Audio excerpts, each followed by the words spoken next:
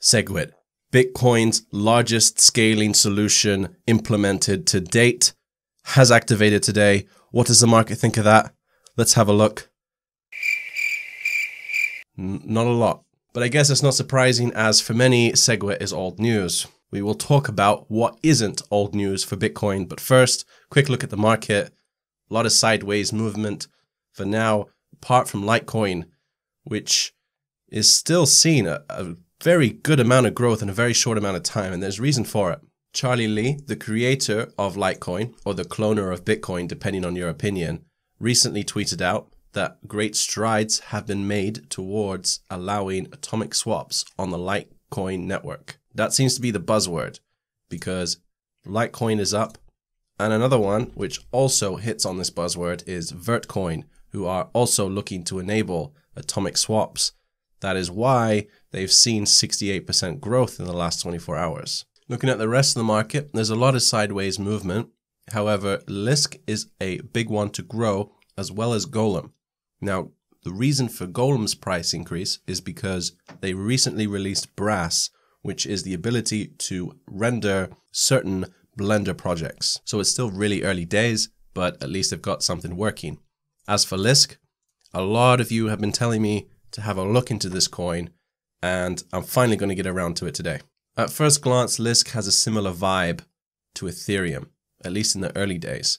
There's a few people, very clever, that are actively working on this and are extremely active on updating the GitHub repo. Simply put, it's a platform where you can create your own decentralized app, and it's done so in JavaScript. The idea being that it's no harder to code on this than it would be to create your own web application.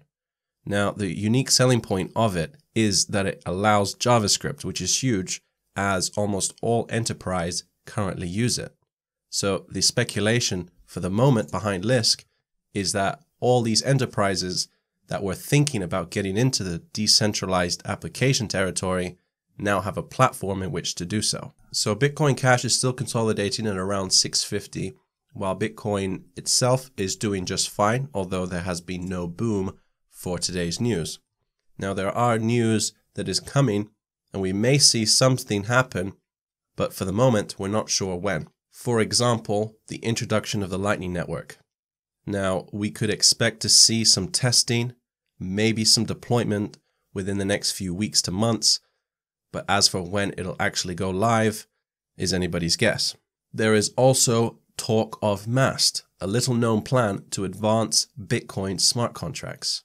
Now, MAST is an acronym for Merkleized Abstract Syntax Trees.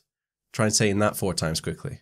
Very basically, this can enable complicated redemption conditions on the Bitcoin network, not currently viable in part due to space constraints. These are still up in the air. What we know for sure is in November, they're looking at increasing the block size limit to 2 megabytes.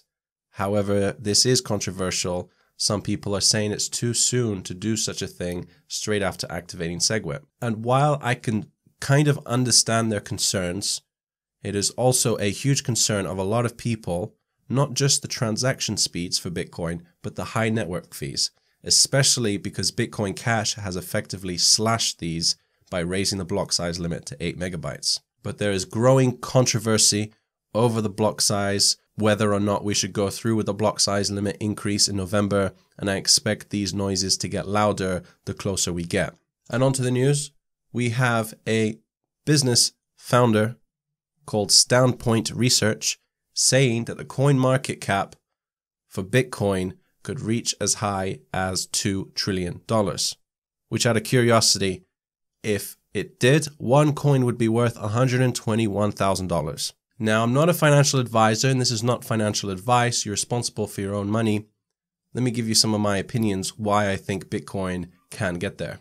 Aside from looking at the stock market, in which some of the biggest gainers in the FTSE 100 was Tesla with like 70% growth this year, while Bitcoin is rampaging above 350, the gold and silver market cap is in the trillions and trillions of dollars. Yet, if you invested in them, you wouldn't have made very much at all this year. So how long is it going to take for investors to realize that Bitcoin is worth looking at? So even if Bitcoin was to enter the gold and silver market a little bit more so than it has done, I'm talking 5, 10, 15% more, we would see massive, massive gains on Bitcoin. And that's even before it starts entering the stock market cap. And Floyd's Crypto Mayweather is back at it again with another ICO tweet, this time Hubii network, with another picture, no less generic, no less usable for anything else than this one for stocks. Now, while I'm not saying he should be holding up a sign that says stocks ICO or whatnot, but it's so easy for his marketing department to just use a generic image, get paid for giving them a tweet or a shout out, and there you go. And a lot of people are stating that Floyd can't even invest in these ICOs because he's a US citizen. Whether or not he found a way around that, I'm not sure. But I'm sure people are going to be interested in what he's tweeted about. So if we have a look at it, the Hubii network. Very simply, the Hubii network is built on the Ethereum blockchain and designed to be a decentralized marketplace for content creators. Hubii promises certain features such as smart contracts, which, for example, can tip a content creator once their content gets a certain number of views. Now they've done it. They've got the advertising. They've got the fancy website. They've got the white paper. So here comes the money. So if you have a look at how much they've raised, and this number is rapidly increasing, bear in mind that there's still 13 days to go. They've already raised 2,500 Ether. 2,529 times 320, $800,000. And that's growing rapidly with 13 days left to go. Who knows what their market cap could be once they're finished. ICOs are kind of like the gold rush because there is a lot of projects that do very, very well. And if you would have gotten in at the ICO, you would have made a ton of money. And there are a lot of ICOs that just come down once they're released on the market. It is a bit of a gamble. Do your research, but I hope you all do well. And if I'm not mistaken, we just crossed 15,000 subscribers, which is absolutely amazing. Thank you all thank you very much, basically. This is life-changing stuff for me. I handed in my notice at work last Friday. That might have been a bit preemptive, a bit, shall we say, jumping the gun, but I'm doing what I love and I want to make a full go of it. And you guys have made that a possibility. And I'm so grateful to just everyone that's watched my videos, that's liked, that's commented.